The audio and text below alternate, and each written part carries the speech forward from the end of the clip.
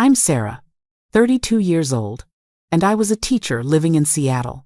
I thought I had a normal marriage. Until the day I woke up in a hospital bed and realized my husband's lie was about to be exposed. What the doctor said next saved my life. I'm still shaking as I tell you this story, because even 2 years later, the memories of what he did to me, the pain he caused, the fear I lived with every single day, it still haunts me. But I need to share this. I need you to hear what happened. Because maybe, just maybe, my story will help someone else escape the hell I was living in. Before I tell you how that doctor's words changed everything, please hit that like button, subscribe, and comment below where you're watching from. Your support means the world to me. It reminds me that I'm not alone anymore, that there are people out there who care, who listen, who believe survivors like me.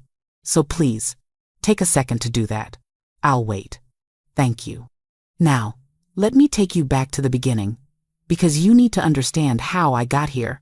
You need to understand that I wasn't always this broken, scared woman lying in a hospital bed with bruises covering my body.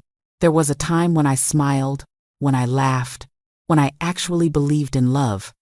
God, I was so naive, so stupid, so blind. I met him 6 years ago at a friend's wedding. He was charming, incredibly charming. He had this smile that could light up a room, and when he looked at me, I felt like I was the only woman in the world. He brought me flowers on our second date. He remembered every little detail I told him about myself. He'd text me good morning every single day and tell me how beautiful I was, how lucky he was to have found me. Everyone told me I'd found the perfect man. My friends were jealous. My mother adored him. My father shook his hand firmly and said, "You take care of my daughter, son." And he promised he would. He looked my father right in the eye and promised. We got married 2 years after we met. The wedding was beautiful, everything I'd ever dreamed of. I wore a white dress. He wore a black tux. And when we said our vows, I actually believed every word. For better or worse, in sickness and in health, till death do us part. Those words, God, those words would come back to haunt me. Because the worst part, it came so much sooner than I ever could have imagined. It started 6 months after the wedding. 6 months. That's all it took for the mask to slip, for the real him to emerge from behind that charming smile. We were having dinner, just a normal Tuesday night. I'd made chicken parmesan, his favorite, but apparently I'd overcooked it. He took one bite and his face changed.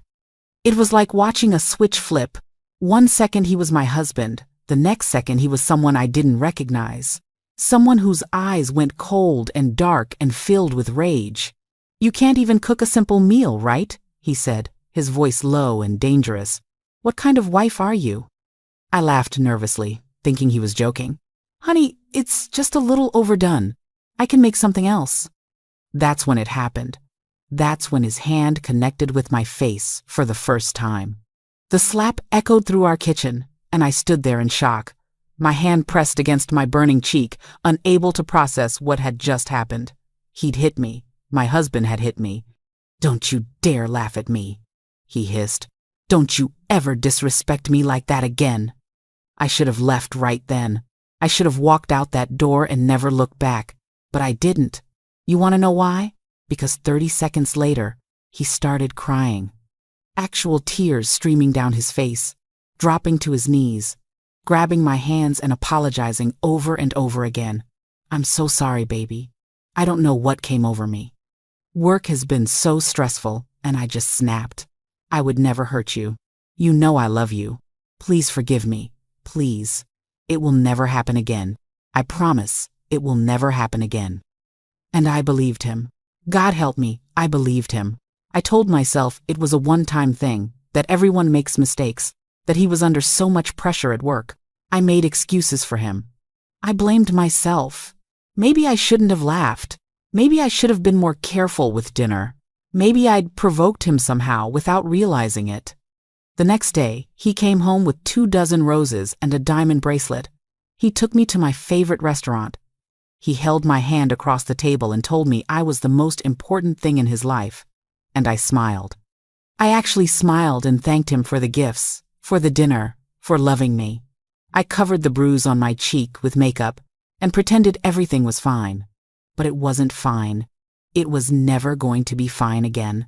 The second time it happened was 3 weeks later. I'd forgotten to pick up his dry cleaning.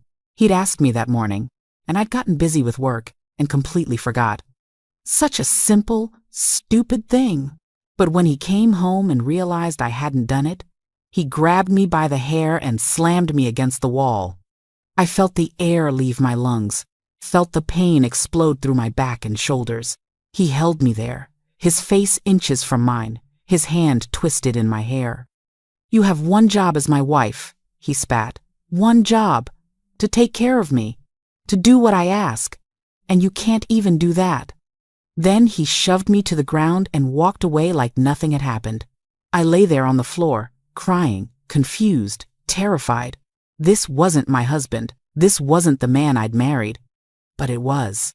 He was both men, the charming, loving husband in public, and the monster behind closed doors. After that, it became a pattern, a sick, twisted cycle that I got trapped in. He'd hurt me, then he'd apologize. He'd buy me gifts, be sweet and loving for a few days or maybe a week, and then something would set him off again and the violence would return. Each time it was worse than the last. Each time I told myself it would be the last time. Each time I was wrong. He started isolating me from my friends. At first, it was subtle. "Do you really need to go out with the girls tonight? I thought we could spend time together." Then it became more controlling. "Why are you always on the phone with your friends? Am I not enough for you?" Eventually, he'd fly into a rage whenever I made plans with anyone. "You're choosing them over me? Your own husband?" So I stopped making plans. I stopped calling my friends. I stopped going out. It was easier than dealing with his anger. My family was next. He'd pick fights right before family gatherings, making sure I was too upset or too bruised to go. "Tell them you're sick," he'd command. "Tell them you have the flu or something." So I did. I made excuses. I canceled plans. My mother started calling less frequently, hurt that I kept bailing on family dinners. I could hear it in her voice, the disappointment, the confusion. But what could I tell her? That my husband was beating me? That I was trapped? That I was terrified? I couldn't. I was too ashamed, too embarrassed. How do you admit to your family that you've become that woman? The one you always swore you'd never be? The one who stays with a man who hurts her? I thought I was stronger than that. I thought if I was ever in that situation, I'd leave immediately. But when you're living it, when you're in the middle of it, everything is different. Everything is complicated and confusing and absolutely terrifying. The beatings became more frequent. What started as once every few weeks became once a week, then multiple times a week, then daily. Every single day, he found a reason to hurt me. The house wasn't clean enough. Dinner wasn't ready on time. I'd looked at him the wrong way. I'd said something that annoyed him. I'd breathed too loudly. It didn't matter what I did or didn't do. Nothing was ever right. Nothing was ever good enough. He'd punch me in the stomach where the bruises wouldn't show. He'd pull my hair until I thought he'd rip it from my scalp. He'd twist my arms behind my back until I heard something pop. He'd kick me when I was down on the ground. And the whole time, he'd tell me it was my fault, that I deserved it. That if I just listened to him, if I just did what I was supposed to do, he wouldn't have to discipline me. Discipline. That's what he called it. Like I was a child who needed to be taught a lesson. Like his violence was somehow justified. Somehow my fault. I started wearing long sleeves even in summer. Turtlenecks to hide the fingerprints around my neck. Sunglasses to cover the black eyes. Makeup. So much makeup. Layered thick to hide the bruises that painted my skin in shades of purple, blue, yellow, green. I looked in the mirror and barely recognized myself. I'd lost weight because I was too anxious to eat. My eyes had this hollow, haunted look. I looked like a ghost. I felt like one too. I tried to leave once, Just once. It was after a particularly bad night when he'd beaten me so badly I couldn't walk properly for 2 days. I packed a bag while he was at work, took what little money I had saved, and went to a motel across town. I felt this surge of hope, of freedom. I'd done it. I'd finally escaped. But he found me. I don't know how, but he found me within 6 hours. He showed up at that motel room door, and when I opened it, thinking it was housekeeping, there he was. The look on his face? I'll never forget it. Pure rage mixed with this possessive madness. He dragged me back home by my arm, his fingers digging into my skin so hard they left bruises. Once we were inside, he locked the door and beat me worse than he ever had before. He hit me with closed fists, over and over, telling me I belonged to him, that I was his wife, that I had no right to leave, that if I ever tried to run again, he'd kill me. And I believed him. I absolutely believed him. "You're nothing without me," he screamed in my face. "No one else would want you. Look at you. You're pathetic, weak, worthless. Your family doesn't even call you anymore. Your friends have forgotten about you. I'm all you have. Do you understand me? I am all you have." And in that moment, I believed that too. I believed I was trapped forever, that this was my life now, that I'd made my choice when I married him and now I had to live with the consequences. I stopped thinking about leaving. I stopped hoping for anything better. I just survived, day by day, hour by hour, trying not to do anything that would set him off, walking on eggshells in my own home. He'd threaten me constantly. "If you tell anyone, I'll say you're crazy. No one will believe you. You have no proof. It's your word against mine, and I'm a respected member of this community. You're just a hysterical woman who can't handle her marriage." And he was right. I had no proof. He was careful. He hurt me where it wouldn't show, or where I could easily cover it up. He was smart about it, calculated. He knew exactly what he was doing. The financial control got worse too. He took over all our accounts. I had no access to money. He gave me a small allowance for groceries, and I had to bring him receipts for everything I bought. If I was even $1 over, he'd accuse me of stealing from him, and the punishment would be severe. I couldn't work anymore. He'd forced me to quit my teaching job months ago, claiming he made enough money and that my place was at home. Without my own income, without any savings, without any financial independence, I was completely dependent on him, completely under his control. This went on for 3 years. 3 years of daily abuse. 3 years of living in fear. 3 years of going to bed not knowing if I'd wake up the next morning. 3 years of wishing I wouldn't. There were nights I thought about ending it myself. The pain, the fear, the hopelessness, it was too much. I'd stand in the bathroom with a bottle of pills, thinking how easy it would be to just swallow them all and drift away into nothingness. No more pain, no more fear, no more him. But I couldn't do it. Some small part of me, some tiny spark that he hadn't completely extinguished, held on. Held on to the memory of who I used to be, who I could be again if I could just survive long enough to escape. Then came the day that changed everything. The day referenced in the title you clicked on. The day I passed out. The day he took me to the hospital. The day his lie started to unravel. It was a Thursday. I remember because Thursdays were always bad. He'd come home from work in a foul mood every Thursday, something about weekly meetings with his boss that stressed him out. And when he was stressed, I paid the price. I'd made dinner exactly the way he liked it. Steak, medium rare, mashed potatoes, green beans. I'd set the table nicely, had his favorite beer waiting. I thought maybe, just maybe, I could avoid his anger that night if everything was perfect. But nothing was ever perfect enough. He took one bite of the steak and spit it out. "This is disgusting. What did you do to it?" I cooked it exactly how you like it," I stammered, my heart already racing with fear. "Medium rare, just like always." "It's overdone," he said, his voice going cold. "You can't do anything right, can you?"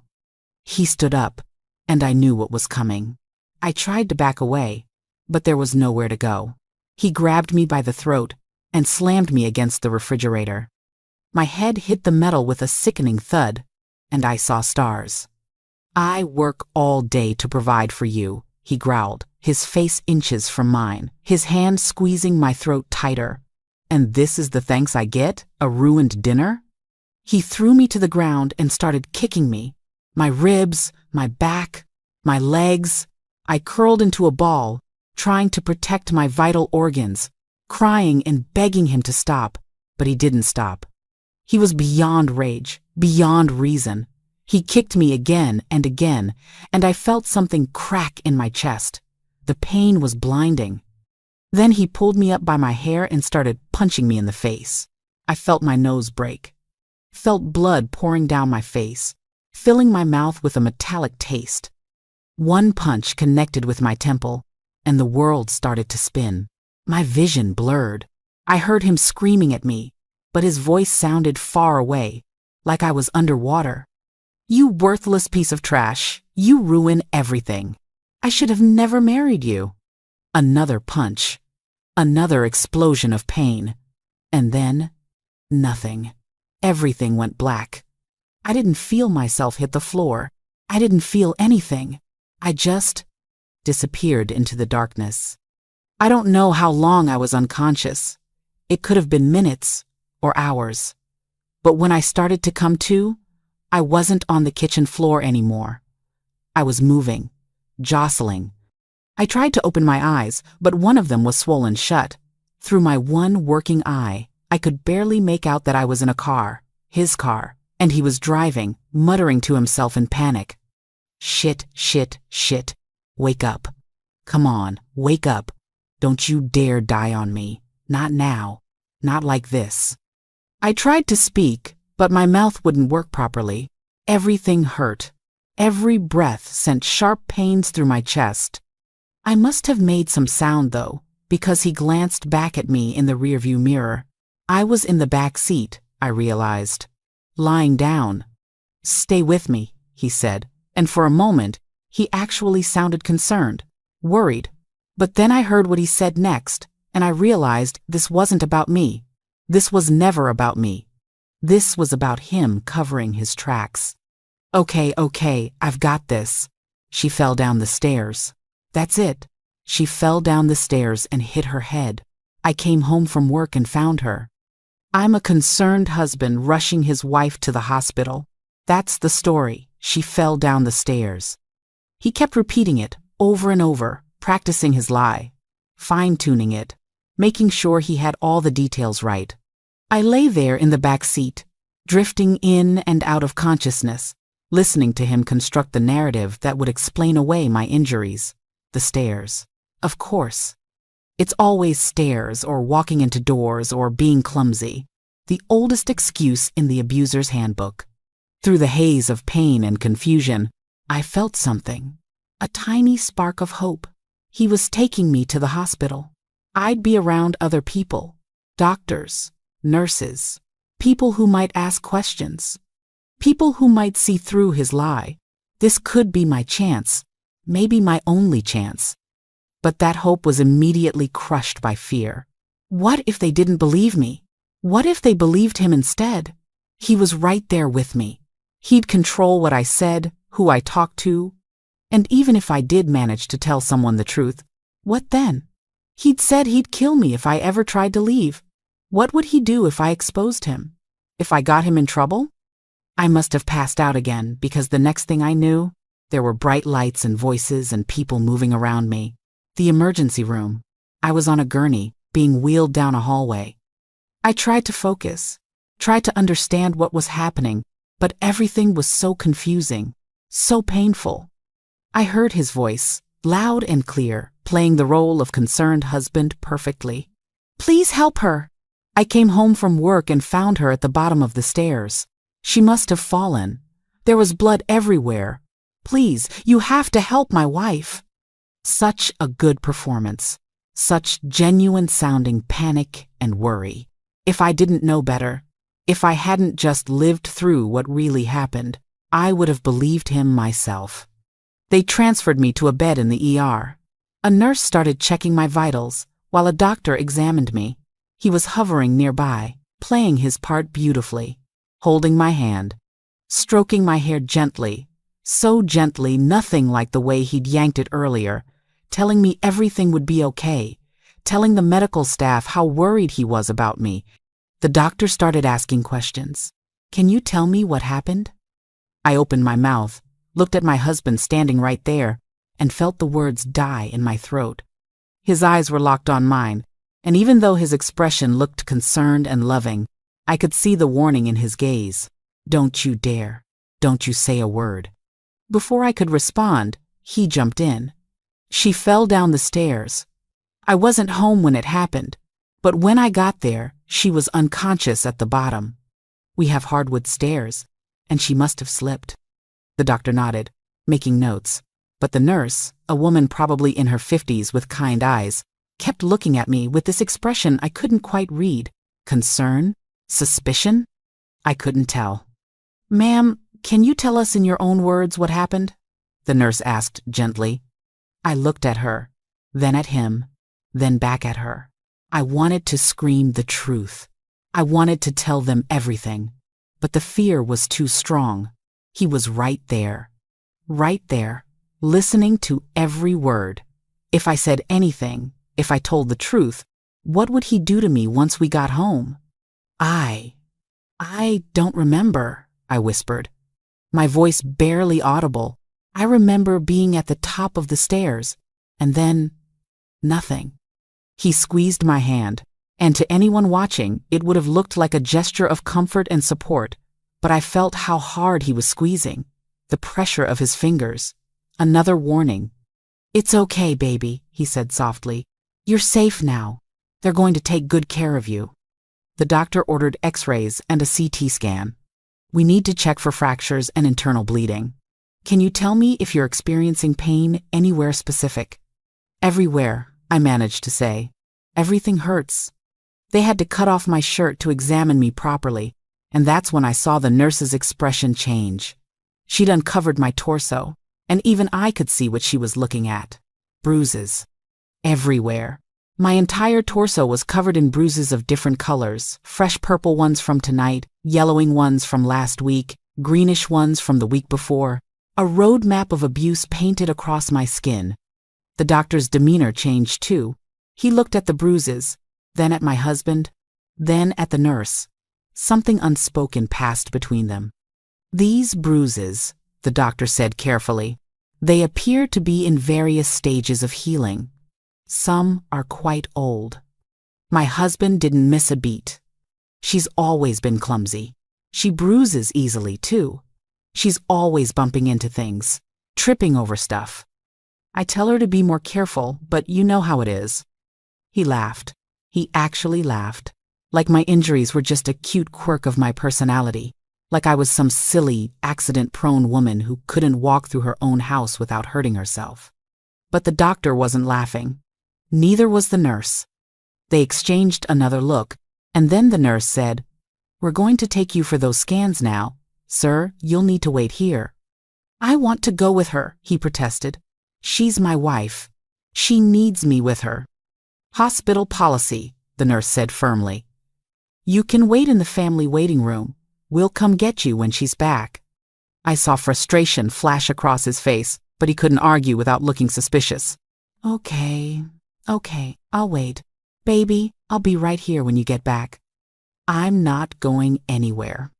That's what I was afraid of. They wheeled me away, down another long corridor to the radiology department. The nurse stayed with me the whole time, and once we were away from the ER, away from him, she leaned down close to me. "Honey," she said quietly, "those bruises didn't come from a fall down the stairs. I've been a nurse for 30 years. I know what abuse looks like." Tears started streaming down my face. I couldn't hold them back anymore. "It's okay," she continued. "You're safe right now. He can't get to you here. But I need you to tell me the truth. Did he do this to you?" I wanted to say yes. I wanted to tell her everything. But the fear was still there, paralyzing me. I can't. He'll kill me. You don't understand. If I say anything, he'll kill me. We won't let that happen, she promised. We have security. We have resources. We can help you. But you have to tell the truth. The X-ray technician came in then, and the conversation had to stop. They took images of my head, my chest, my ribs. Then they took me for a CT scan. The whole time, my mind was racing. Should I tell them? Could I tell them? What would happen if I did? What would happen if I didn't? When they brought me back to the ER, I was in a different room than before. A private room instead of the open bay. My husband was there, of course, standing by the bed. That fake, concerned look still plastered on his face. How is she? He asked. What did the tests show? The doctor will be in shortly to discuss the results, the nurse said coolly. The minutes that followed felt like hours. He held my hand, stroked my hair, played his part perfectly. But every few seconds, when he was sure no one was looking, he'd lean in close and whisper warnings in my ear. Remember what I told you? You fell down the stairs. That's all. You say anything different, and you know what will happen. I'll make what I did tonight look like nothing compared to what I'll do to you. Do you understand me? I nodded slightly, too terrified to do anything else. Then the doctor came back in, holding a tablet with my test results. And this is where everything changed. This is where my life, my nightmare, took a turn I never could have anticipated. This is the moment from the thumbnail. The moment that saved my life. The doctor looked at me, then at my husband, then back at me. His expression was serious, professional, but I could see something else there too. Determination, maybe, or anger. I couldn't tell. Ma'am, he said, addressing me directly, the results of your CT scan and X-rays show several concerning injuries. You have a concussion, a broken nose, 3 fractured ribs, and evidence of previous fractures that healed improperly. He paused, and in that pause, I could feel my husband tense beside me.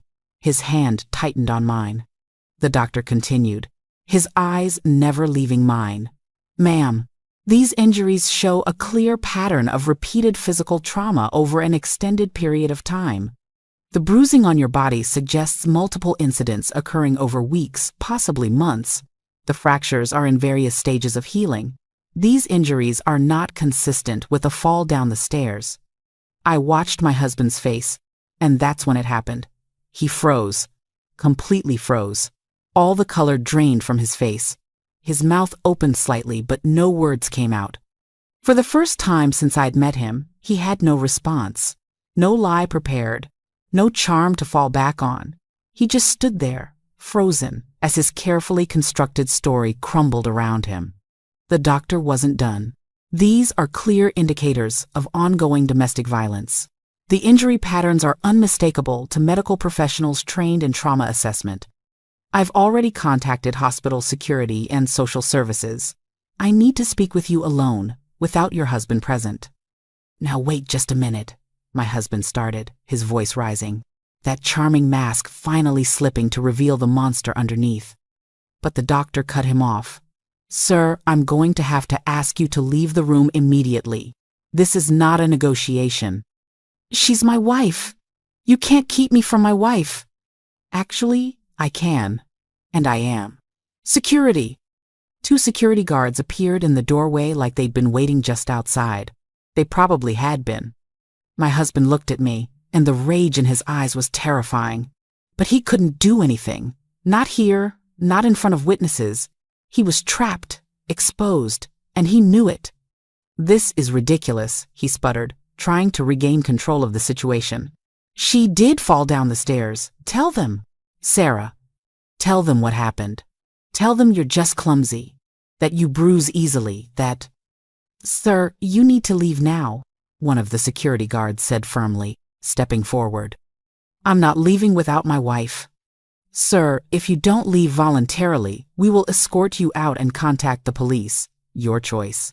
He stared at me for a long moment, and I could see him calculating, trying to figure out his next move. Then he seemed to make a decision. He'd leave, but he'd make sure I knew this wasn't over. Fine, he said through clenched teeth. I'll go. But Sarah, remember who you belong to. Remember what I told you. I'll be waiting for you. Right outside. I'll be waiting. The security guards escorted him out, and for the first time in 3 years, I was in a room without him. I could breathe. I could think. I could speak without fear of immediate retaliation. The moment the door closed, I completely broke down. All the tears I'd been holding back, all the fear, all the pain, it came pouring out of me in great, heaving sobs. My whole body shook with the force of it, and even though my ribs screamed in protest, I couldn't stop crying.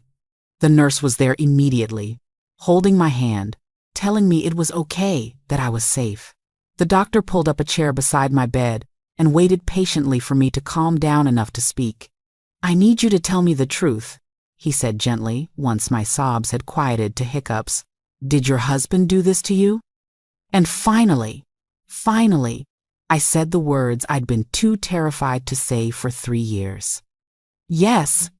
That one word opened the floodgates. Once I started talking, I couldn't stop.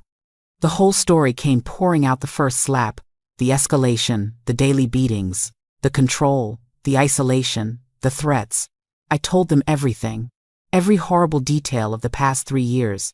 And they listened. They believed me. A domestic violence advocate was called in. Her name was Maria, and she had kind eyes and a gentle voice. She sat with me and explained my options, my rights, what resources were available. She told me I didn't have to go home with him, that I could file a police report, that there were safe places I could go. But he's outside, I said, my voice shaking. He said he's waiting for me. He meant it. He'll be out there, and if I try to leave, he won't get near you. Maria assured me. Security is already aware of the situation. The police are on their way. And even if he tries to approach you, he'll be arrested for violating hospital security protocols. You don't understand, I insisted, feeling panic rise in my chest. You don't know what he's capable of. He told me if I ever told anyone, if I ever tried to leave, he'd kill me, and he meant it. I know he did. I do understand, Maria said softly.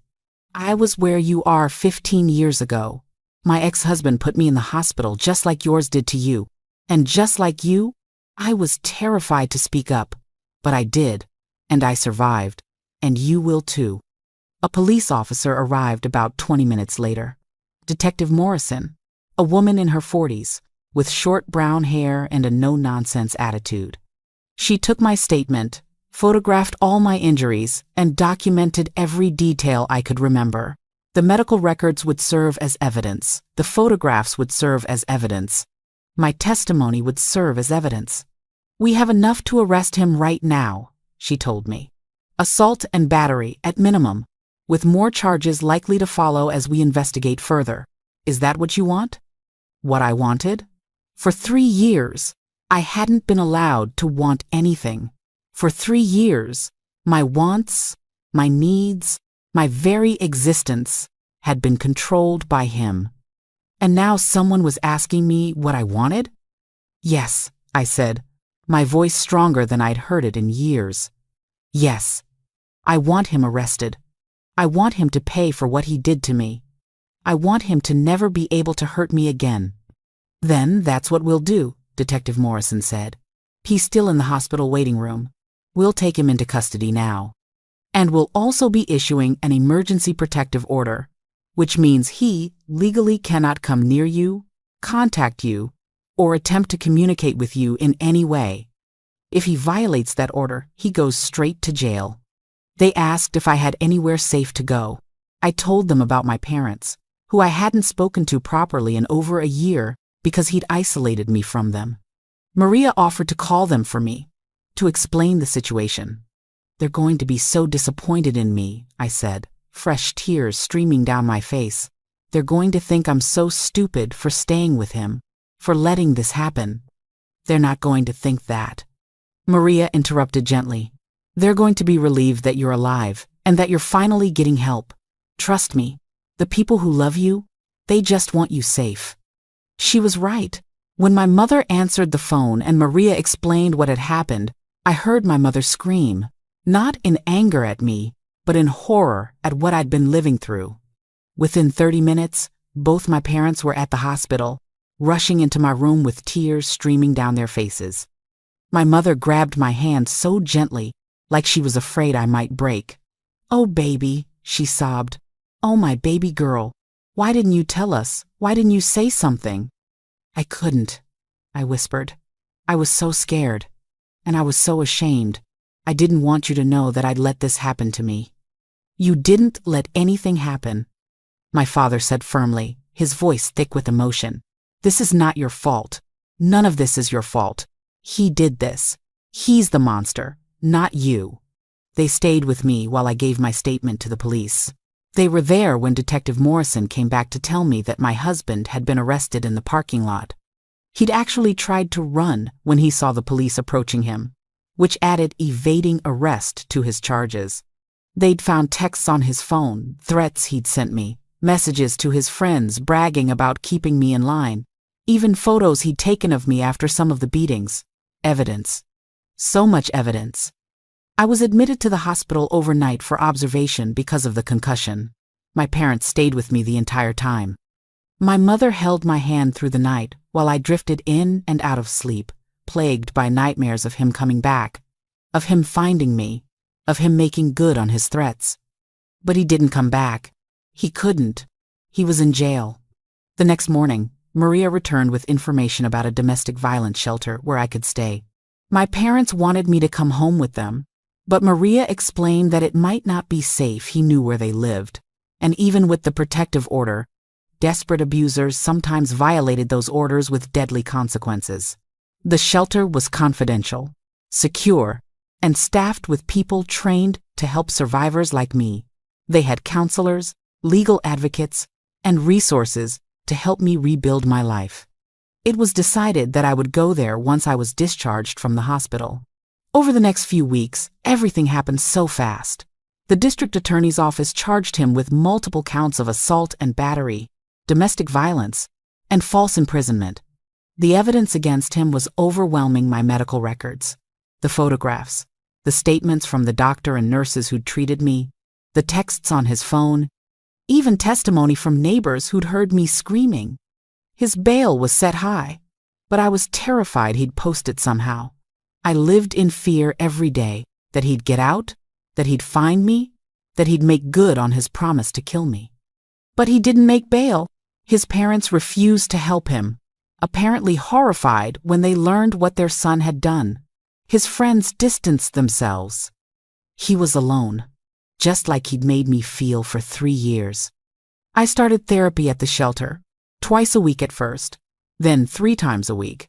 My therapist, Dr. Chen, specialized in trauma and PTSD. She helped me understand that what I'd experienced wasn't just abuse, it was torture. Systematic, calculated torture designed to break me down, to destroy my sense of self, to make me believe I deserved it.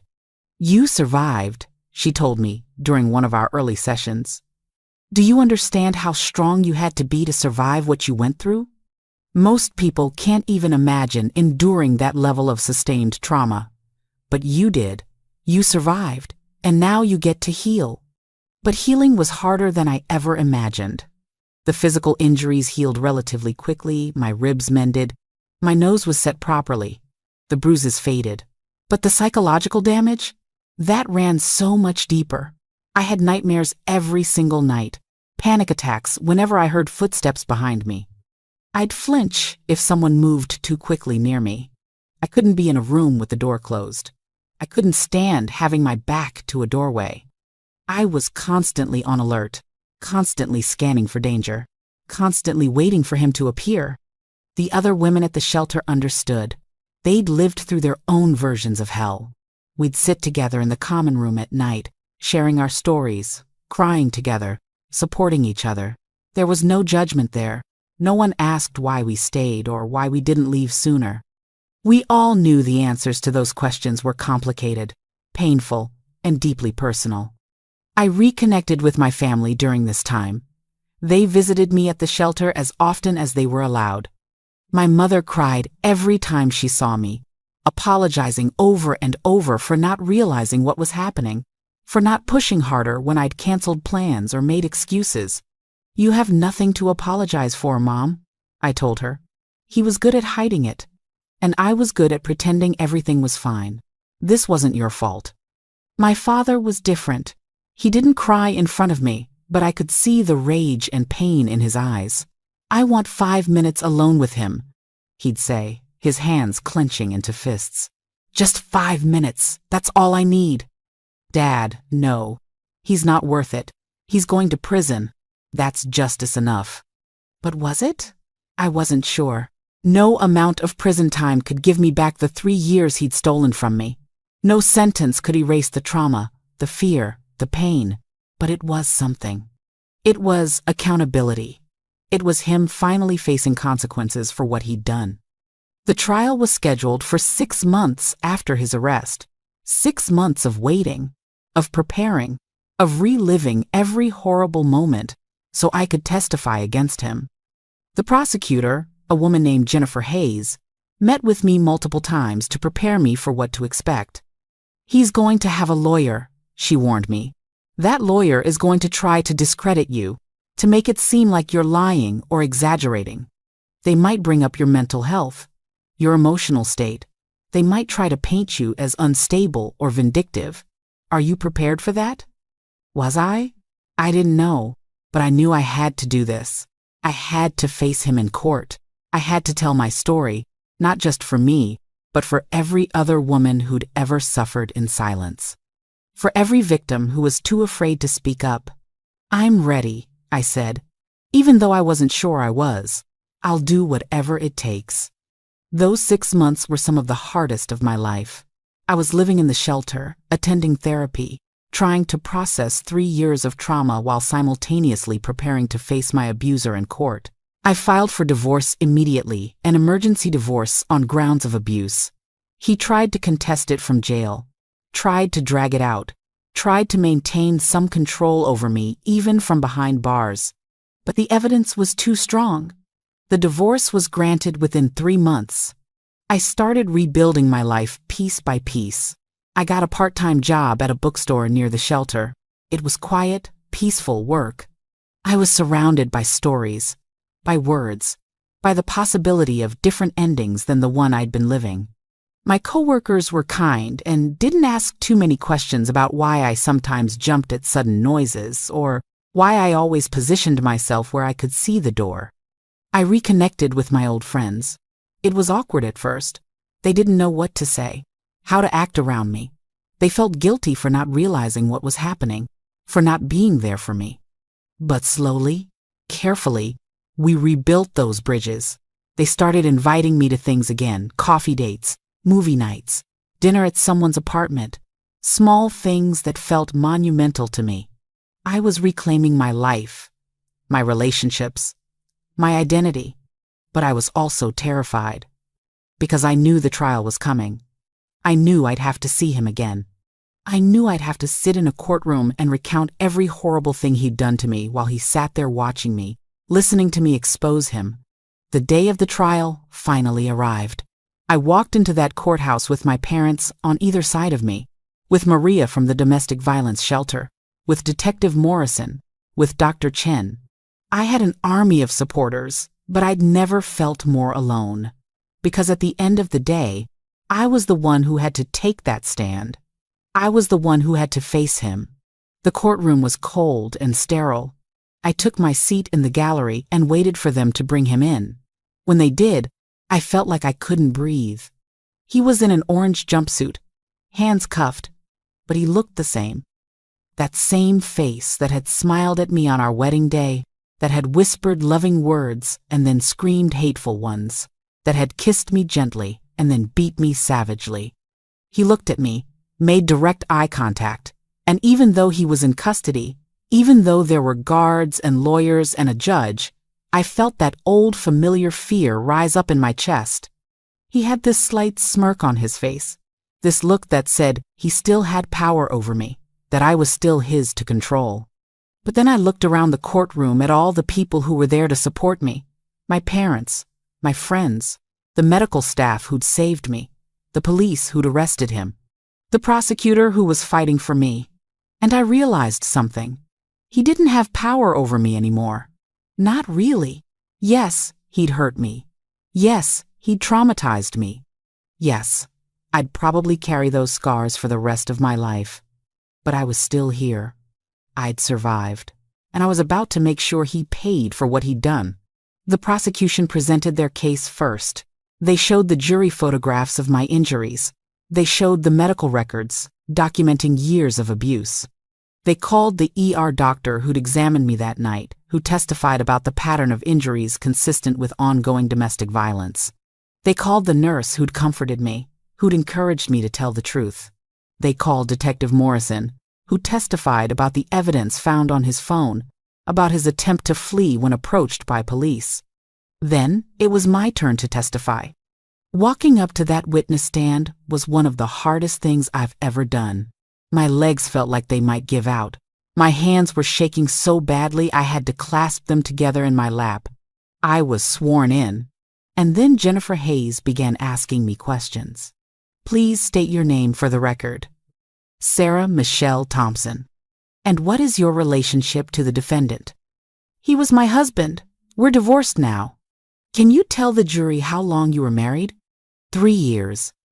And during those 3 years, did the defendant ever physically harm you? I looked at the jury, 12 strangers who would decide his fate, 12 people who needed to hear my truth. I took a deep breath. Yes, he hurt me every single day for 3 years. I told them everything, every horrible detail. The first slap, the escalation, the cycle of abuse, the isolation, the control, the daily beatings, the threats. The time I tried to leave and he found me. The night he beat me so badly I passed out and he took me to the hospital lying about what happened. I cried through most of my testimony. The prosecutor handed me tissues. The judge called for breaks when my panic attacks got too severe. But I kept going. I kept talking. Because this was my chance to be heard, to be believed, to get justice. Then came the cross-examination. His defense attorney, a man in an expensive suit with slicked back hair, approached me with a condescending smile. Mrs. Thompson, or I suppose it's Miss Thompson now, isn't it? You've testified that my client abused you for 3 years. That's a very long time. Why didn't you leave sooner? There it was. The question every abuse survivor hears. The question that implies it's somehow our fault for not leaving, as if leaving was ever that simple. I was afraid, I said quietly. Afraid of what? Afraid he'd kill me. He told me multiple times that if I ever tried to leave, he'd kill me, and I believed him. But you could have called the police at any time, couldn't you? He controlled everything, my phone, my money, my access to the outside world. And even if I had managed to call the police, I was terrified they wouldn't believe me, or that he'd hurt me even worse when they left. Isn't it true that you never sought medical attention for any of these alleged injuries until the night in question? Because he wouldn't let me. And because I was ashamed. Because I thought it was my fault somehow. Because he'd convinced me that no one would believe me anyway. Isn't it possible, Miss Thompson, that these injuries were accidental? That perhaps you are, as my client suggested, simply clumsy? I felt anger surge through me, hot and bright. How dare he? How dare he sit there and suggest that I'd beaten myself black and blue, that I'd broken my own ribs, fractured my own nose, that I'd somehow accidentally created a pattern of trauma spanning 3 years. No, I said firmly. That is not possible. Your client beat me. He punched me, kicked me, strangled me, threw me against walls, pulled my hair, twisted my arms. He did this deliberately, repeatedly, systematically. These were not accidents. This was torture. The defense attorney tried a few more tactics, suggesting I was mentally unstable, implying I was lying for attention or money, questioning why I'd married him in the first place if he was so terrible. But I didn't back down. I answered every question truthfully, and I could see the jury's expressions shifting from neutral to sympathetic to outright angry on my behalf. When I was finally dismissed from the stand, I felt like I'd run a marathon. I was exhausted, emotionally drained, but also oddly empowered. I'd done it. I'd faced him. I'd told my truth. And I'd survived. The defense put on their case next. My ex-husband testified, of course. He sat there in that witness stand and lied through his teeth.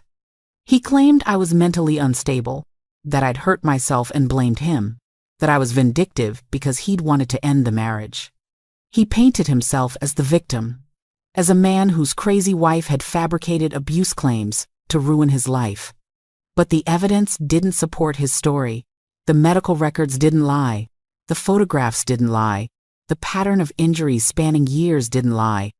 And when the prosecution cross-examined him, he got flustered, contradicted himself, and eventually lost his temper on the stand, giving the jury a glimpse of the rage I'd lived with for 3 years. The trial lasted a week. The jury deliberated for 6 hours, and when they came back with their verdict, I held my mother's hand so tightly, I probably hurt her. In the case of the State versus Thomas Mitchell Thompson, on the charge of assault and battery in the first degree, we find the defendant guilty. On the charge of domestic violence with aggravated circumstances, we find the defendant guilty. On the charge of false imprisonment, we find the defendant guilty. Guilty. Guilty. Guilty. He was found guilty on all counts. I watched his face as the verdict was read, and for the first time, I saw real fear in his eyes. Not anger, not rage, but actual fear, because he was finally facing consequences. Real, unavoidable consequences. The sentencing hearing was scheduled for 2 weeks later. The judge allowed me to give a victim impact statement before determining his sentence. I'd written it carefully, revised it multiple times with Dr. Chen's help. And when the day came, I stood before that judge and I read every word. Your Honor, my name is Sarah Thompson, and Thomas Thompson stole 3 years of my life. He didn't just hurt me physically, though the scars from that will probably never fully fade. He hurt me psychologically, emotionally, spiritually. He destroyed my sense of self, my confidence, my ability to trust. He made me believe I was worthless, that I deserved the abuse, that no one would ever believe me or care about what was happening to me. For 3 years, I lived in constant fear. I walked on eggshells in my own home. I went to sleep not knowing if I'd survive the night. I isolated myself from everyone who loved me because he'd convinced me I didn't deserve their love. I became a ghost of the person I used to be. But I want you to know, Your Honor, that I survived.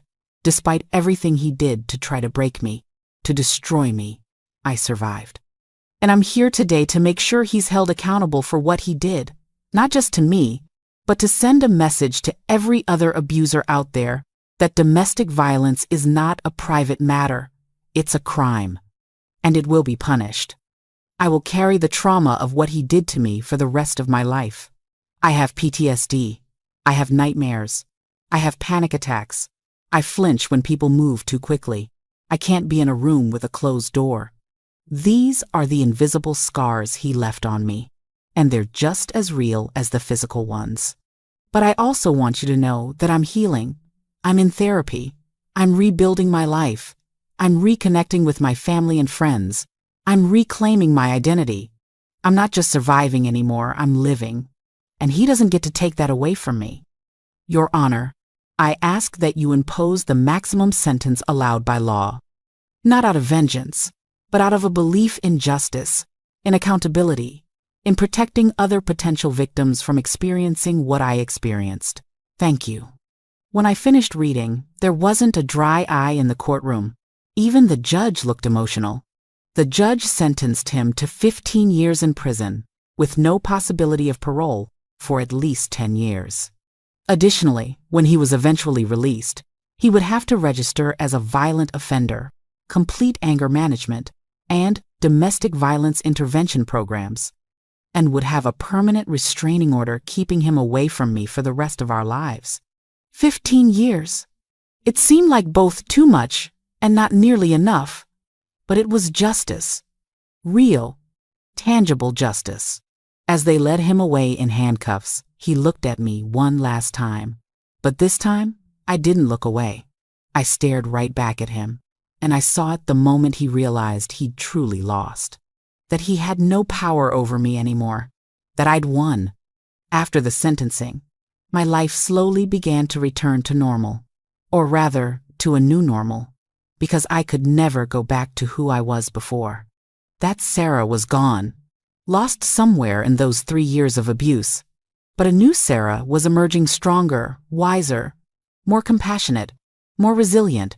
I moved out of the shelter after about 8 months and got my own apartment. It was small, just a studio, but it was mine. I picked out the furniture. I painted the walls. I hung pictures that I liked. Every decision was mine and mine alone, and that freedom was intoxicating. I continued therapy, working through the trauma layer by layer. Dr. Chen warned me that healing wasn't linear, that I'd have good days and bad days, progress and setbacks. She was right. Some days I felt strong and empowered. Other days I'd curl up in bed and cry, convinced I'd never fully heal. But slowly, gradually, the good days started outnumbering the bad ones. I went back to teaching after about a year. It was terrifying at first, standing in front of a classroom again, being responsible for children's education and well-being, but it was also healing. Those kids didn't know my story. They didn't see me as a victim. They just saw me as their teacher, Miss Thompson, who loved books and always had stickers to give out for good work. I started volunteering at the domestic violence shelter where I'd stayed. I helped other survivors, shared my story when it might help someone else find the courage to leave. I became an advocate, speaking at schools and community centers about the warning signs of abuse, about how to help someone who might be trapped in a violent relationship. My story even made the local news after the trial. Other women reached out to me, sharing their own experiences, thanking me for speaking up. I realized that my pain, my trauma, my survival, it all meant something. It could help others. It could save lives. I reconciled fully with my parents and my friends.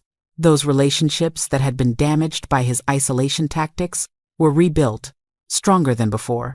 My mother and I became closer than we'd ever been. My father, still angry about what had happened but proud of my strength, walked with me through my healing journey. I even started dating again, though that was incredibly difficult. Trusting someone new, letting someone get close to me, allowing myself to be vulnerable, it was terrifying. I went through several relationships that didn't work out because I wasn't ready, because the trauma was still too fresh. But I kept trying. I kept putting myself out there. And here's where I am now, 2 years after that horrible night when I passed out on my kitchen floor. 2 years after he took me to the hospital and tried to lie his way out of what he'd done. 2 years after that, doctor looked me in the eye and told me what I already knew but was too afraid to admit, that I was being abused, that it wasn't my fault, that I deserved help.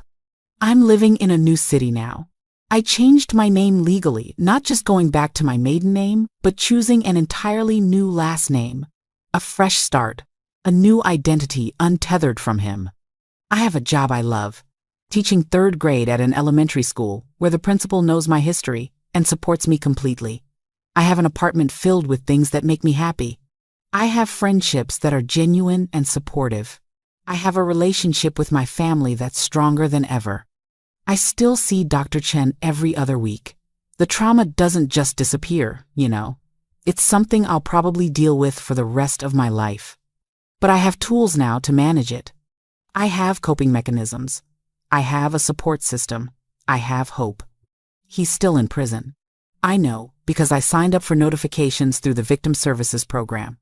I'll get an alert if he's ever transferred, if his case is reviewed, if he's ever considered for early release. As of now, he has 8 more years minimum before he's eligible for parole.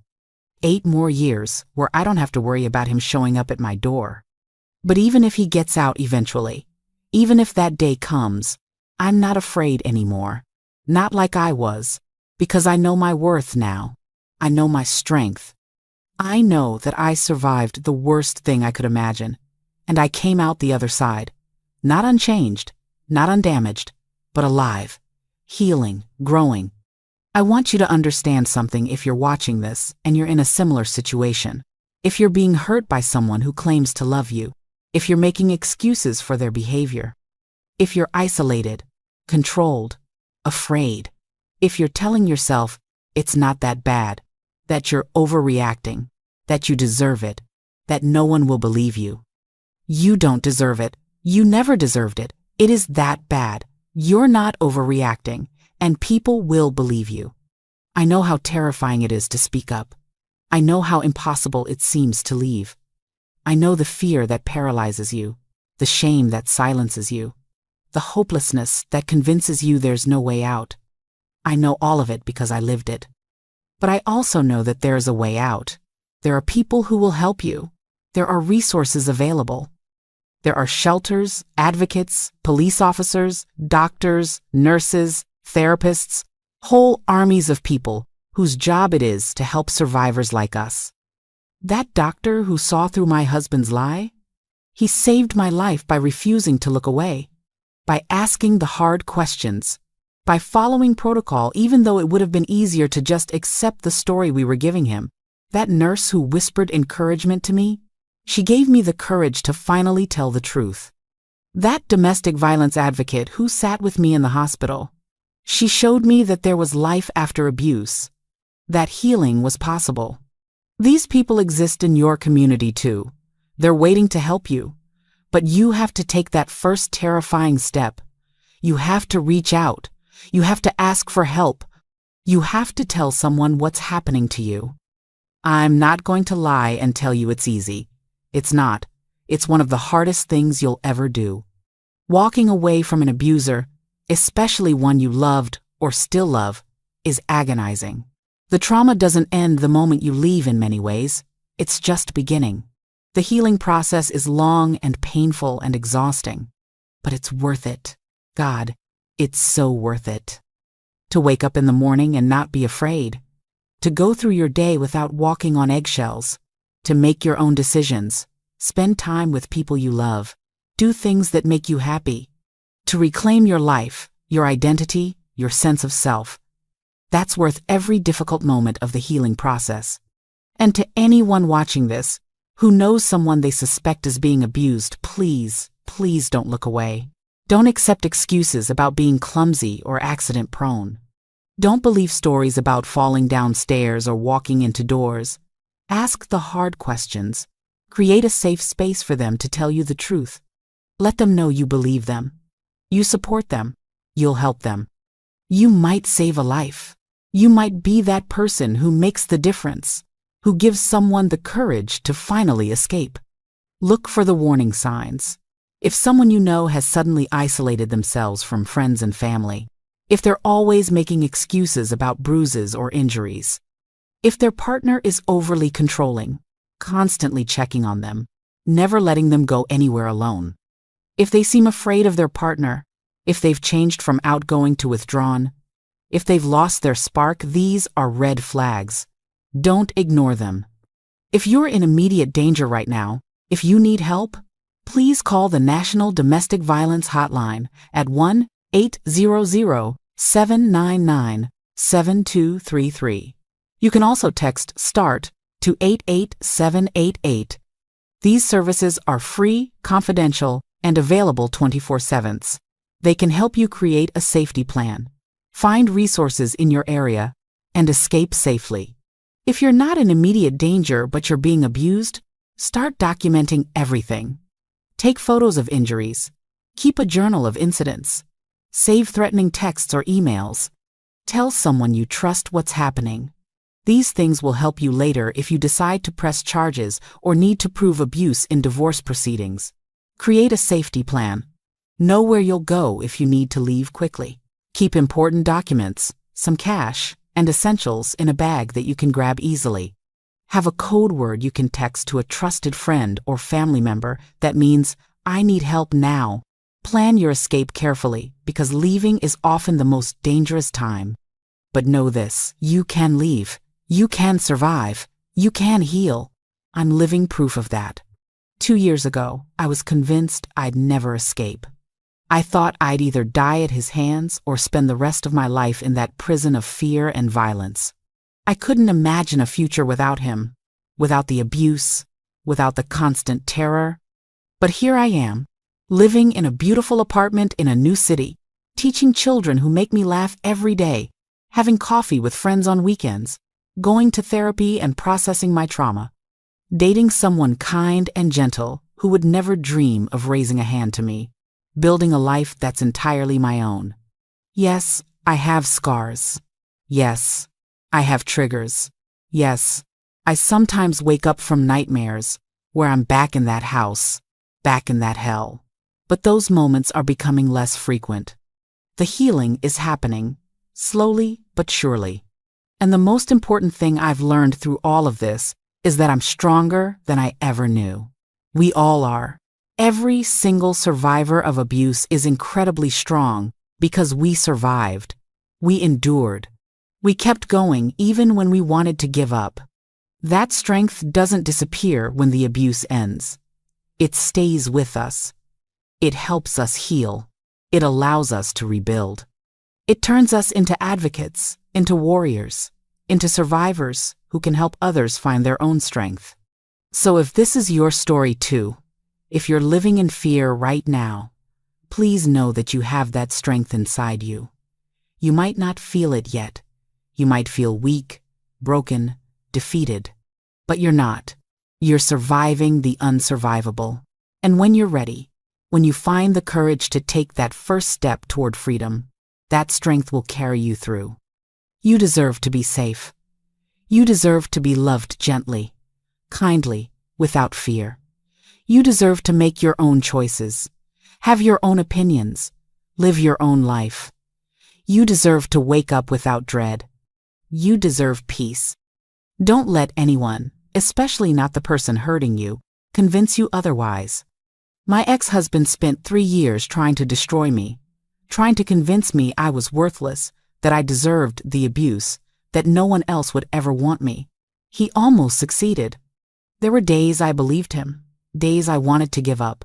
But that doctor, that nurse, that advocate, my family, my friends, my therapist, they all reminded me of my worth.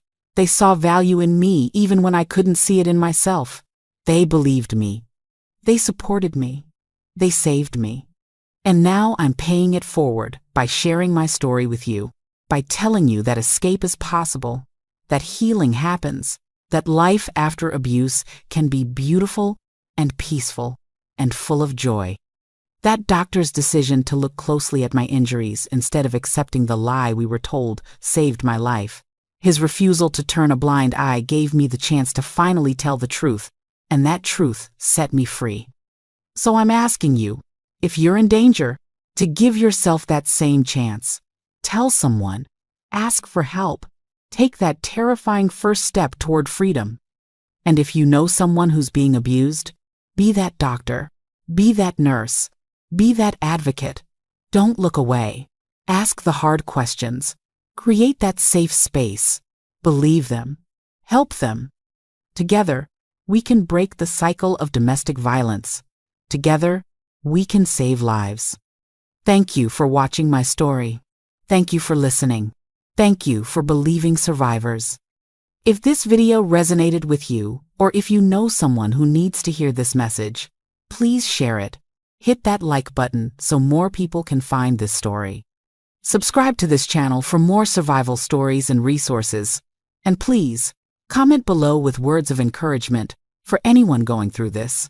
Let them know they're not alone. Let them know we believe them. Let them know help is available. Together, we can make a difference.